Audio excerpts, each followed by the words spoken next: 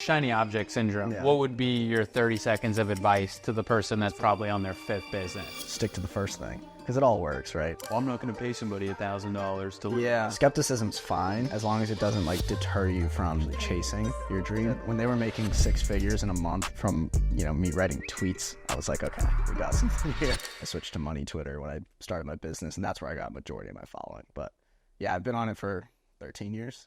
Yeah, you've seen the majority of the cycles on the platform and all the different ways people used it. And I personally love the direction it's heading. And obviously you do too, because you wouldn't be building a brand around it.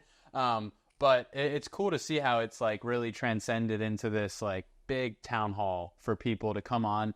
And I unlocked this money Twitter world that people like to call it 2 years ago. And my eyes were open to this community of people that I didn't know existed, talked and shared like a lot of really good insights. What would you say to people who, because Twitter has gotten a bad rap since the acquisition, or people have complained that it's different. What would be your response to that? Has Twitter changed? Has it gotten better? Has it gotten worse? I think it's definitely gotten better in terms of, I mean, just looking at the underlying numbers, most ever active users, growing at the fastest rate ever. Advertising now is getting better. They added the ad share revenue for creators. Spaces are more active than ever. You know, I started the business right when Elon really got I think right before, like I think it was 2 months before he got the acquisition. So I can't speak to how business was before. But over the last 2 years, it's been like such an uptrend in terms of results for clients and growth and you know, sales. So I think it's great. Obviously, I'm biased. Yeah. I also, once again, I'm not these people who care that much. I mean, as long as our clients are crushing it, I'm just like, you're happy. We're good to go. Yeah.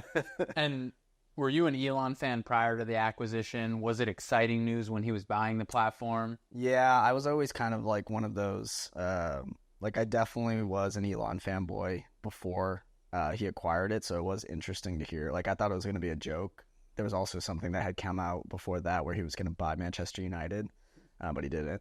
So I didn't actually believe it, but I was always a fan of Tesla and SpaceX, always was fascinated by space and was really into like sustainability in college. So that's how I got kind of into the whole Tesla thing. So yeah, I was definitely a fan. But so when he took over, I wasn't exactly like, this is the best day of my life. Yeah. I kind of, the way I looked at it is I felt like I had hit the jackpot with my business, even though I was only like 3 to 6 months old. It felt like, okay, look at the track record, pretty much undefeated when it comes to business success over the long term. So I'm like, if I start my business now, I should really double down on it and kind of be the agency for X/Twitter. It's worked out that way. Yeah, I thought it was hilarious when everybody was like, oh, Elon's going to fail. What does he know about running a social media platform? And I was like, well, if you look at the track record, what do you know about payments? PayPal was a success. What do you know about electric vehicles? Tesla was a success. What do you know about space? SpaceX is a success. Yeah. It's like, I'm just going off the law of averages here. Yeah, I agree. Seems to be hitting at a really high batting average. Yeah. So it's awesome how you kind of got in before and then you were a beneficiary, because whether you liked it or not, the acquisition gave Twitter a lot of free media. Like a lot of people that might have not used Twitter since high school, might have gotten off the platform after using it early on, were like, oh shit, Twitter's in the news, X, what is this? Let me just go check it out. Yeah. And then now we see the platform is just crushing it and continuing to get newer and newer users. Yeah, I think from a business perspective, like a lot of companies, just from what I've heard from clients, a lot of people were looking at it when it got acquired and they were like, okay, something's going on over there. Like, I want to be on that.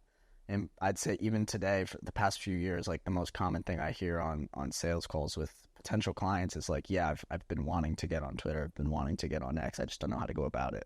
But people want to kind of get in on the fun. They see the growth. They know it's Elon Musk, and they hear more and more people talking about it. So people want to get in on it because of the kind of revamp that's come. I think before that, it was kind of going a little stale. It was just like kind of very stagnant. I mean, Twitter wasn't even in the top 5. Still really isn't, but it's growing a lot in terms of total users. So I think this revamp was necessary if it wanted to really break into that Facebook, TikTok level. Yeah, and I think it's interesting. Like you mentioned, a lot more brands want to be on the platform. I met with publicly traded company for my day job today, and I was doing some research before our call. I went on their website. What's the number one social media they have linked on their toolbar? X. And I'm like, this is a big oil and gas company. Like, really? They're going with X as their like go-to. Yeah. And I think it's a testament to a lot more brands are starting to move towards that platform as a new way to get eyeballs on their product. Yeah, it's interesting. Like, there was definitely a ton of backlash the first year of a lot of brands jumping off of the platform because of the lack of censorship. So a lot of brands were leaving because they were saying it's not safe for their brand. Now, I think the most recent thing that just came out maybe a few days ago was that it's become one of the most safe platforms for brands. They just revamped that whole statistic. So, I expect more and more brands to start returning in terms of like advertisers. And I'm talking like Fortune 500. Obviously, I work with more small businesses, but I think even the Fortune 500 companies are going to slowly start trickling back in. And we've already seen it over and over again. A lot of people are even posting like X exclusives. So, yeah, it's definitely heating up. And why do you think a lot of brands want to be on X, or even a lot of small brands like creators and individuals like that you would work with?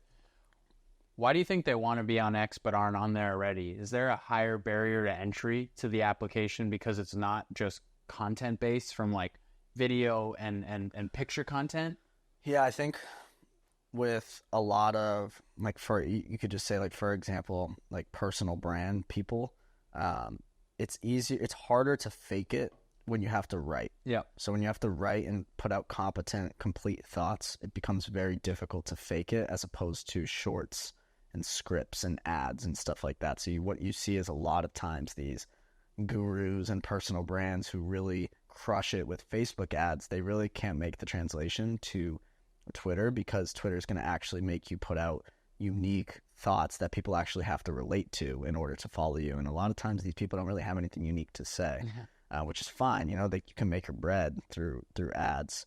But Twitter, yeah, it's a different beast. I always tell clients that the market sophistication and awareness on Twitter and LinkedIn are just way higher than like Facebook or an Instagram or a TikTok or anything like that. So maximum awareness, maximum sophistication, just the average intelligence of the average user is just so much higher than these other platforms. So it kind of weeds out the kind of low quality creators. And I think that's why less of them are coming on. And that's also what we do best, is we can help kind of flesh out people's ideas and make them actually do well.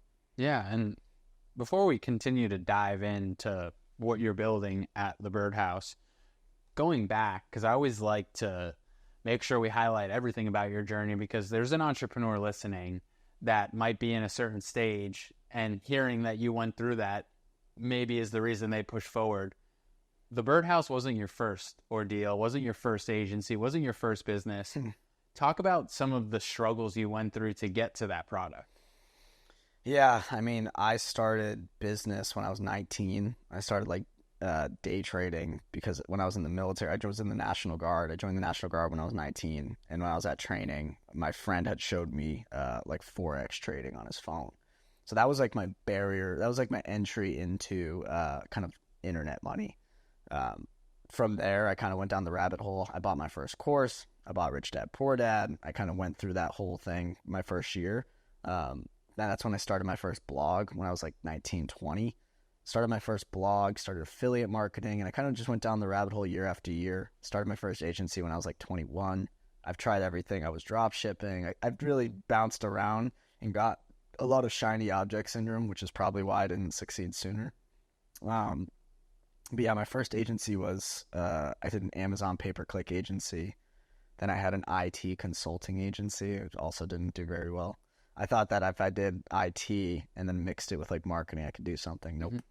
But ultimately, I think the big thing is that I didn't know that I had to stick to something. So like I just kept jumping around looking for the quick money, looking to make some money in my first 4 weeks, first 8 weeks. And I always ended up quitting after 2 months. So long story short, my first real success, I did a little bit of success. I was like Facebook drop shipping, and this was 3 years ago, right before like the whole NFT thing. So I did a little bit of Facebook drop shipping. I rolled that money into what was called NBA Top Shot. Yep. And NBA Top Shot was my breakout into the NFT scene. Rolled that into like NFTs. I made 6 figures in NFTs. Shit. Well, no, it gets worse. And I tried to roll that into like Amazon automation and repeated the same bad habits of just jumping from thing to thing. Rolled that into like this Amazon automation store, lost like 20K. Rolled that into like something else, also lost a bunch of money. Long story short, I moved to New York City with the money and I ended up with zero. And that was like 2021 or 2022. So basically started back from zero in 2022. And I was like, okay, now what? Yeah. So that's when I was like, okay, well, I know marketing, I know like info, and I know all these things. Let me just like go on Twitter and scroll a little bit. And that's when I kind of got introduced to copywriting. So I started copywriting on Upwork for like $20 for blogs. And then eventually I discovered who is my now co-host / friend, JK. And I saw him talking about ghostwriting. I was like, okay, ghostwriting, copywriting, it's like kind of, it seems like a hot thing. I was still kind of falling into the trap of jumping from thing to thing. I was just jumping from copywriting to ghostwriting. I was like, okay, it works out. Long story short, I joined like this low ticket $50 a month community. I basically copied his offer verbatim. It was like $25K for like 10,000 followers, and you basically be ghostwriting for people. I never actually closed that number. I ended up closing like a 1K a month client, a couple of 1K a month clients. One was through Upwork, one was through Twitter DMs. And then eventually I closed like a 6K for like 5K followers like 3 times. And then from there, it just kind of kept snowballing. Elon acquired, and then I just kept iterating the offer. And that's kind of like the origin story. So, because I mean, shiny object syndrome. Yeah. I mean, I don't know any entrepreneur that has not experienced that. What would be your 30 seconds of advice to the person that's listening to this right now that's probably on their 5th business? Yeah, it's sad because like I never learned the lesson. I just finally, like the biggest thing my biggest attribute was that I didn't quit. Yeah. Because it ultimately took me, 5-6 years to really get something that worked. Ultimately, like this company was just the first one that really worked on a consistent basis, which I was like, okay, I'm going to hold on for this for dear life. And the reason that worked out is because I didn't quit over those 5-6 years, and I never had a 9-to-5. So like that's probably like how I succeeded. But my advice to my younger self was stick to the first thing, because it all works, right? Yeah. You see a drop shipping millionaire, and you see a day trading millionaire, and then you see a ghostwriting millionaire. Like you see all these people, and they all work, but the problem is people don't stick to one. So I'd say, like, honestly, I would take a personality test, figure out where my strengths are. Like, for example, I'm an INFP. My strengths are writing and arts. So I would have done that, would have picked copywriting, would have just stuck with it at like 20. Yeah. So in like watching some of your old interviews, talking to you now, mentorship courses were a huge part of your success. Yeah. Sometimes courses and paid mentorships get a bad rap. What has your experience been, and what would you tell somebody who's on the other side of the camera saying, well, I'm not going to pay somebody $1,000 to learn this? This is a tough one, right? Because we work with a lot of people who sell courses and education and cohorts and mentorships and stuff like that. And I'm really passionate about the space. I don't even sell one. I don't want to sell one, but I do love the space because it kind of is the reason I am here.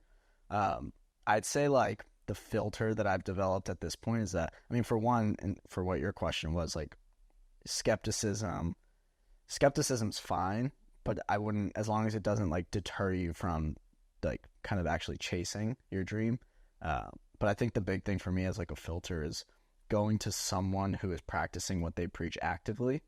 Because what I see a lot of times is people who come out with these coaching programs is they're selling a coaching program on something they're not doing anymore. And their information becomes very outdated very fast. And one thing nowadays with internet money and online businesses, every industry is changing so fast and so rapidly. You actively have to be in it to truly give good information. So if you're going to buy one of these info products, I think you should be going to someone who's actively doing the thing, and then they're also doing the info business. So like, if you're going to go buy, what's a course that you would buy? I don't know, a podcasting course, right? That person better have a fucking podcast. Yeah. It better be a good one, right? So that's how I would use it as a filter. Yeah. So essentially, like, if I'm looking to buy an e-com course and that guy doesn't own an e-com company, right? Anymore. Like a lot of times it's like they did e-com to make their first $50K, but now they've done the e-com course to make their next $5 million. Yeah, and they're not. It's a huge red flag. But, not everyone has common sense. But, I mean, like if someone is actively, there are some people out there that are actually crushing. I'll even shout him out, like Robert Oliver, I think it is. He's got this Amazon brand. Yeah. Crushing it, right? 30 mil exit, crushing it currently. But that's a course I would buy if I was starting. Yeah. Right? And I don't work with him, by the way. I'm just saying. Yeah. But you could say that for a million different courses. There's tons of good ones, but the problem is probably more bad ones. Yeah. So I think that there needs to be a free course on how to actually find good courses. I actually thought about this was a good idea as a marketplace for vetted courses. Not something I'm going to do. That's shiny object syndrome. Yeah. Someone should do it. Yeah, that's interesting. Like more of like a filtered down school or a filtered down WAP. Right. You have to meet certain requirements to be on that platform, not anybody and everybody. Well, I think the real problem is that these companies like WAP and school, they're not exactly incentivized to do the vetting. Yeah. But ideally they would. It'd be cool, right, if school and WAP were able to deny. Well, they are able to, but it would be cool if they actually did deny people that were scams. Yeah. Like if enough people reported scam, but then, it's a slippery slope. So I think the only practical way is probably like an application system, but yeah, that's not the industry's not there yet, right? Yeah. So that's kind of, I think, where the industry needs to go. I mean, you have Trustpilot, but then again, it's kind of hard to do Trustpilot right away. So shit, somebody listening, go build a whole personal brand on buying every course and reviewing it and telling people if it's shit or not. That's actually something I've always wanted to do, is like just 30, 60-day challenges on these courses, or just like take them. But then the problem is a lot of times these these biz ops, they're a lot longer term than 30 days. Yeah. It's funny you mentioned Robert Oliver. I follow him. I think I put him up there in my top 5 people I'm making content right now. His content is very captivating, very well done. And when you look at his stuff, you think he's crushing it. And like, I would go and buy that course.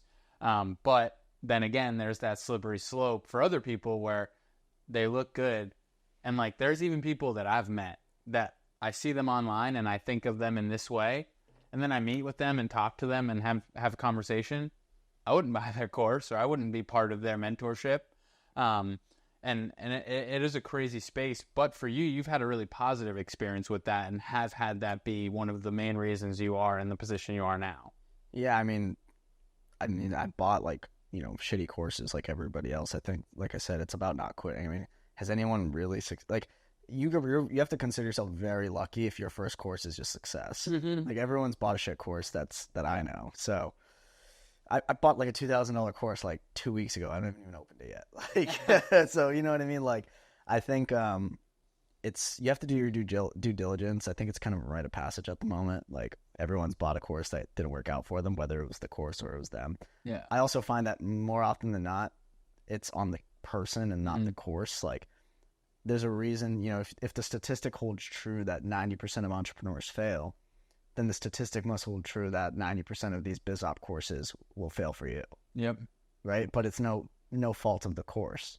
It's you. Right? So that's part of the slippery slope. And then the problem being is that, half of that 90% are going to say it was a scam or it was bullshit or leave a bad review. And then that's what gives the industry kind of a compounding bad name.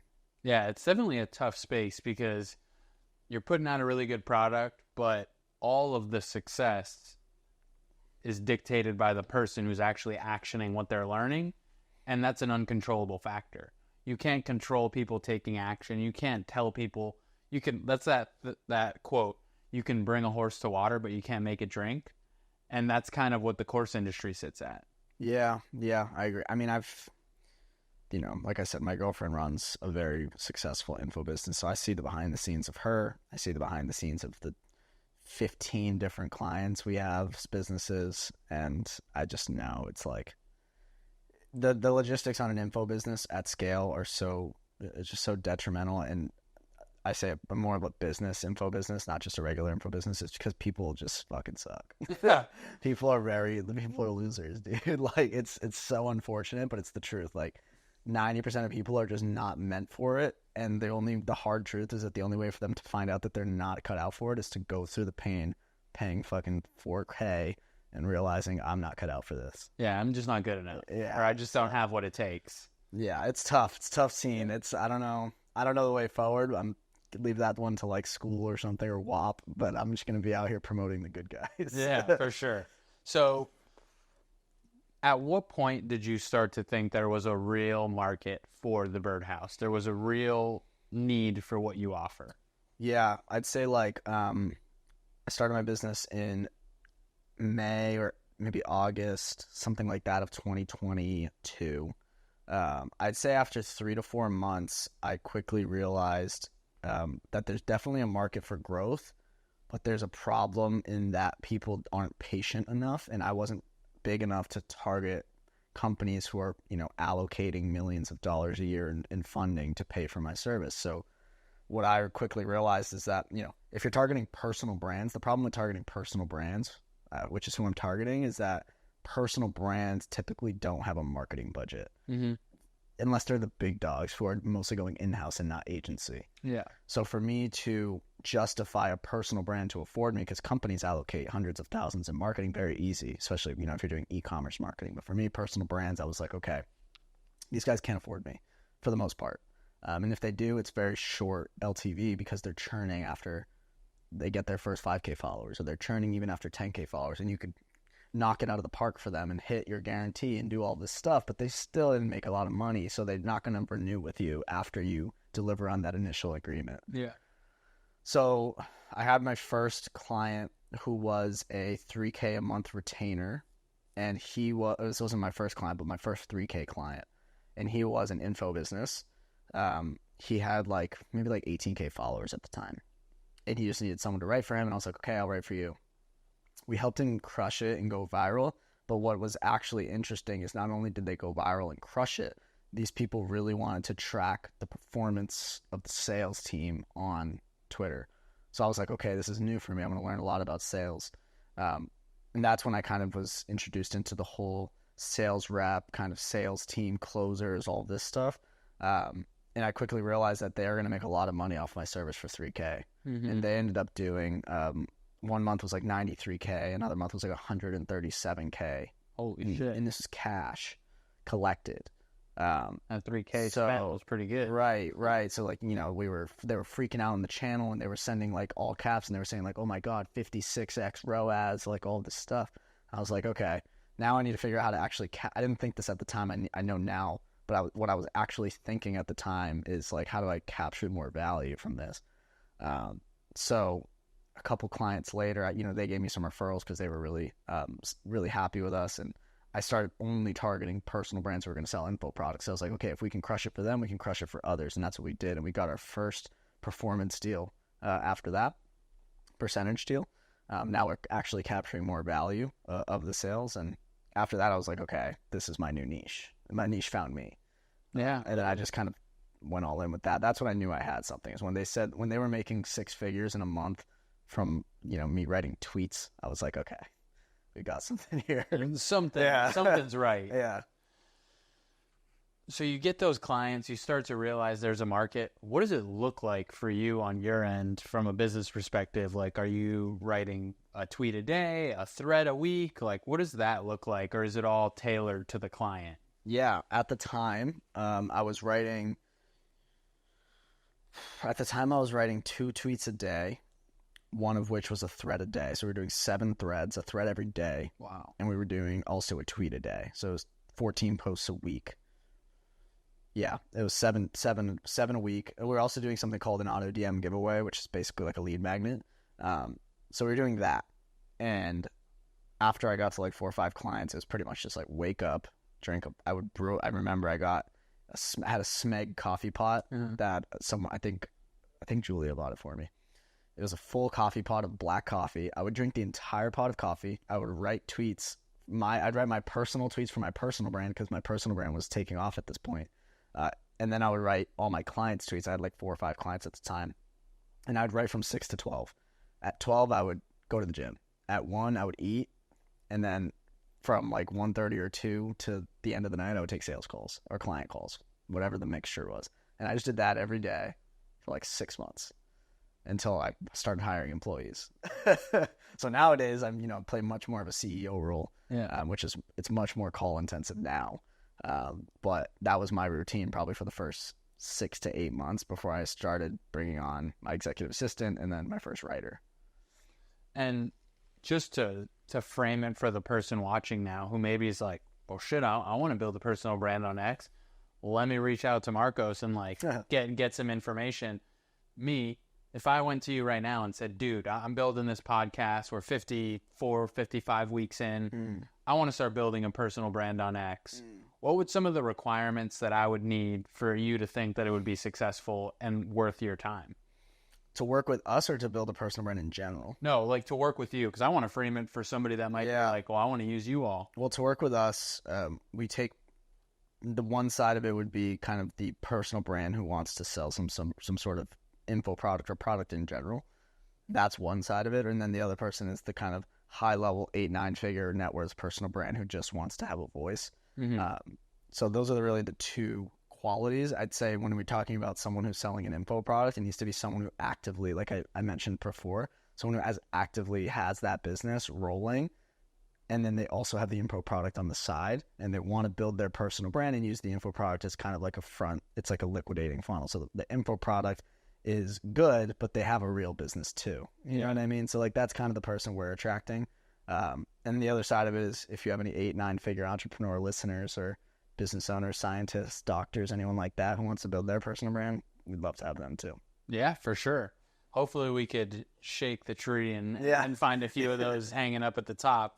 So you mentioned LinkedIn as well. Yep. You're doing it on LinkedIn, very similar platform, but people kind of look at it as a more business, more formal platform. When did you all start to do LinkedIn? We added LinkedIn to our service stack in 2024, then just 3 or 4 months ago. And the reason being was, one, it was just highly requested. Clients were asking for it. And I was like, okay, I'm going to be referring these people anyways. Might as well just take the money. Then what I realized is it's not that hard to get results. We're already writing the content. We just kind of have to repurpose it. So also I heard what really pushed me over the edge were 2 reasons. One, my friend Lara Acosta, she's like a LinkedIn guru. She was pushing it a lot. And then also Gary Vee was pushing it a lot. So all the voices getting in my head, I'm referring clients to other ghostwriters. I'm like, okay, let's just add this service. So that was the reasoning behind it. But in general, like kind of the bull case for LinkedIn is that it's becoming more of a content platform and less of a job board now. Yep. Video, hashtags, long form posts, networking. Like there's a lot going on over there. It's definitely the more B2B centric platform. But for who most of our clients are targeting, it still works out. Like I'm not exactly working with people targeting like 18-year-old, 19-year-old Rolex kids. Like that's not really who we really work with for the most part. So LinkedIn was a good opportunity. And are you bullish on LinkedIn going forward? I mean, obviously it's part of your brand, but is it, I guess I don't want to ask that question. I want to ask more of like my tweet or my content on Twitter. How different is it when I go to LinkedIn, or is it just something that's a simple repurpose? It depends on the person. If you're just going to be talking about podcasting, it's a simple repurpose. I'd say Twitter, you have more of the kind of unlimited tweets limit where you could just kind of shower thoughts, say what's on your mind, conversational, whereas LinkedIn is more broadcast, put out structured posts. I'd say the way we like to look at it is the structured posts that are going to go on X can go also on LinkedIn. I wouldn't put, half of the tweets I put out on X on LinkedIn. But anything that's structured, client results, testimonials, educational posts, stuff like that, even stories, I'll put those on LinkedIn. Got it. We talked before we started rolling that you just went to a acquisition.com event with Alex Hormozi. Alex Hormozi has a really awesome, and luckily he's got a massive audience, so this works for him, but he mentions that he doesn't have a notebook. He just tweets all of his thoughts and ideas out. Right. And then at the end of the week, we'll audit which one's got the most engagement and then just make content on that.